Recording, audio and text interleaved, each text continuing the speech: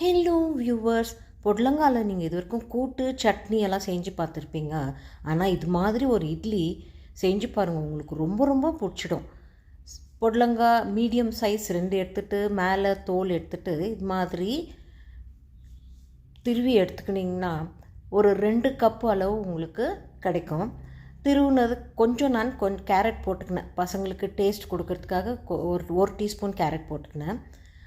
அது கூடவே 1 cup rava idli mix போட்டுட்டு தேவையான அளவு உப்பு போட்டுட்டு நல்லா கைப்பட மிக்ஸ் பண்ணி எடுத்துக்கோங்க. மசாலாக்காக நம்ம ஒரு பெரிய சைஸ் இஞ்சி, 2 பச்சை மிளகா, ஒரு திருவுன தேங்காய், மீடியம் சைஸ் திருவுன தேங்காய் போட்டுட்டு 2 டேபிள் ஸ்பூன் தயிர் போட்டுட்டு நல்லா கோர்ஸாக தாங்க அரைச்சிக்கணும், ரொம்ப நைஸாக அரைக்க வேணாம்.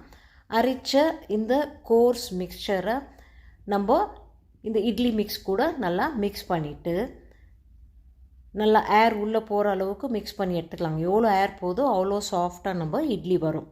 கொத்தமல்லி போட்டுட்டு நெய் தடவுன இட்லி பிளேட்டுங்களில் ஊற்றிட்டு 15 மினிட்ஸ் நல்லா ஹை ஃப்ளேம்லேயே ஸ்டீம் பண்ணிங்கன்னா சூப்பர் ஹெல்தியான டேஸ்டியான சாஃப்ட் பொடலங்காய் இட்லி ரெடி ஆகிடுச்சுங்க. இது நீங்கள் உங்கள் விருப்பமான சட்னி கூட வச்சு சாப்பிட்லாம். இந்த ரெசிபி உங்களுக்கு ரொம்ப பிடிச்சிருக்குன்னு நினைக்கிறேன். லைக் பண்ணுங்கள், கமெண்ட் பண்ணுங்கள். தேங்க்யூ.